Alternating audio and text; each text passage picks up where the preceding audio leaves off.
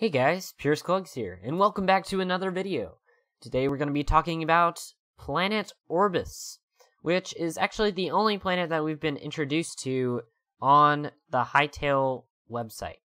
So some of the things that we actually need to go through is actually what these zones are. So one of the concept arts that we were given was shown to have 4 zones, and actually 6 zones if you count the 2 unidentified zones. However, we were given a distinct description of each one of the zones, and I am going to try to get through Zone 1 today. So if you guys want to see the rest of the zones in the future, definitely comment on which zone you want to see next. I would go in order, however, I have more information on others than others, so let's get right into it. Zone 1 is primarily known as the Emerald Grove, hence the green trees, the green everything. So all the flora, everything we know about.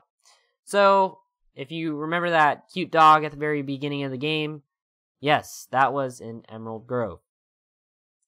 Due to the vast amount of biomes, you can assume anything that is green becomes present in Emerald Grove. However, there is some exceptions.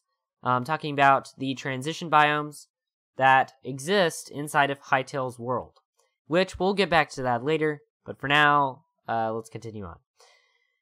Known for its plains and vast amount of rivers, the Emerald Grove is most likely a starting point for Hytale's adventure mode. It also is one of the first locations that we were introduced to in the trailer. So, just as we started out in the trailer, there was a little bit of a mix of Borea, or Zone 3, and Zone 1, which is kind of our primary starting point. So we can already assume that we're going to be very familiar with Emerald Grove. The Hytale Generation article confirmed the existence of distinct blocks in each zone, most likely consisting of specific types of trees similar to Minecraft's generation with biomes. However, the generation differs because each zone has transition biomes, as I mentioned before, that allows for a smoother transition into Hytale's vast world. So I think some of the coolest things about this is that we actually have zones that have biomes inside. Now, of course, there's like a main biome.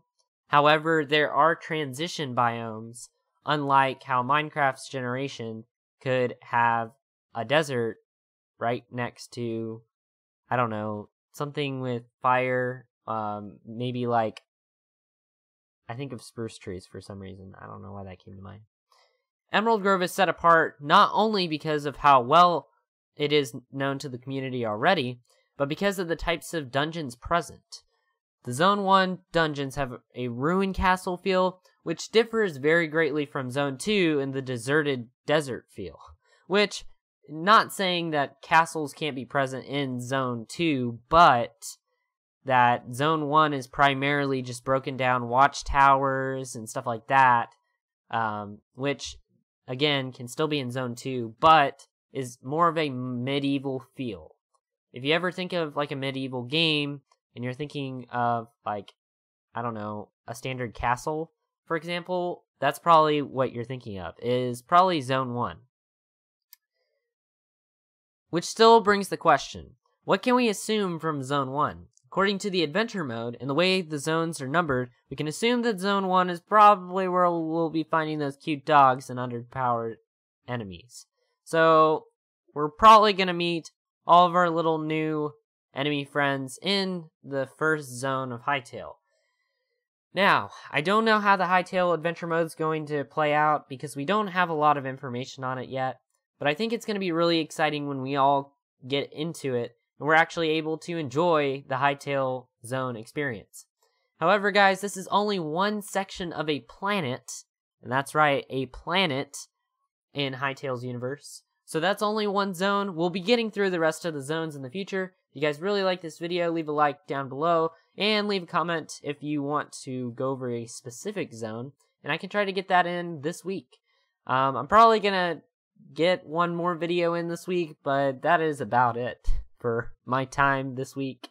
I'll probably post on the weekends. We'll see, off and on. I know this is a busy time of year because it was right after Christmas and a lot of things are going on for the start of the new year.